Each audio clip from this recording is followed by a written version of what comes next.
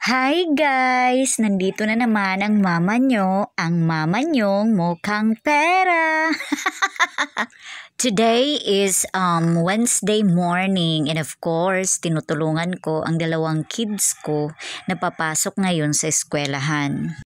Tapos na silang maligo at kumain, kaya ngayon ay tinutulungan ko na lang sila na i-prepare yung sarili nila. Alam niyo ba, si Dre, sobrang maarte yan sa buhok niya. Siya lang yung dapat yung nagsusuklay, dapat maraming baby oil yung ilalagay. Dapat palagi ring nakapabango, tapos siya dapat yung pumipili ng kung anong pabango yung bibilhin. While si kuya naman, hindi siya masyadong maarte. Kumbaga, makapagsuklay lang siya, tapos makapagpabango, okay na. Hindi kagaya ni Dre na masilan sa buhok niya. So, dito, nilalagyan ko ng baby oil yung kamay at paan, Dre. Kasi nga, nag-aano siya, ano ba yun? Basta yung nagpupugis ba?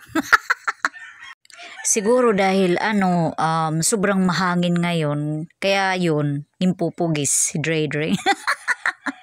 At syempre, pagkatapos ng bunso, si kuya naman ang linagyan ko ng baby powder at saka yung baby oil sa buhok niya.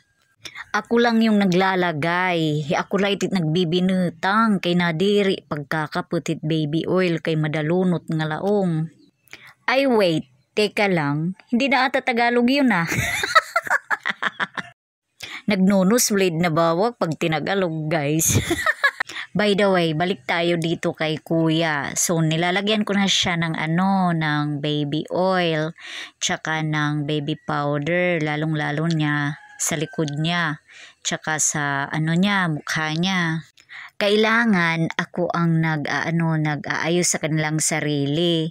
Kasi nga, may tendency na hindi ako nagiging kontento kung anong nagiging itsura nila. Kasi kailangan, kumbaga, kailangan dapat pagpapasok sa school, sobrang linis, di ba? Sobrang bango. Kaya nga parang pinapaligo nila yung mga pabango nila. Pero alam nyo ba, pag umuwi na, oh my God! Lahat ng pagpapapogi, pagpapabango ko sa kanila ay nawala. Pero, of course, normal naman yun sa mga bata, di ba? Langan naman. Siyempre, pag binata na sila, palagi na yan mabango.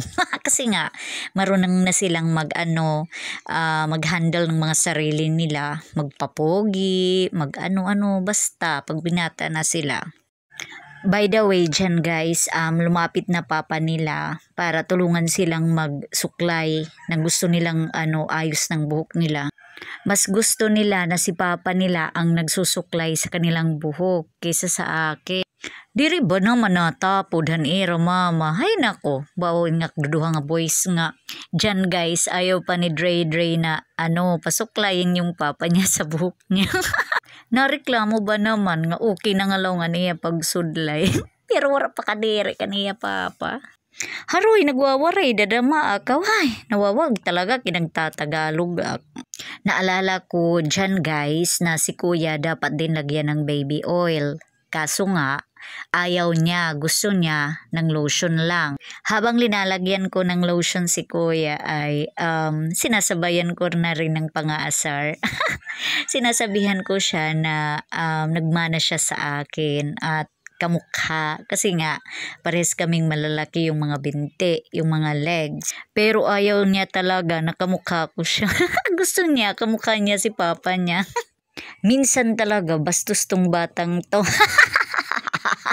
Joke lang. Presenting my two babies guys. Ready na sila to go to school.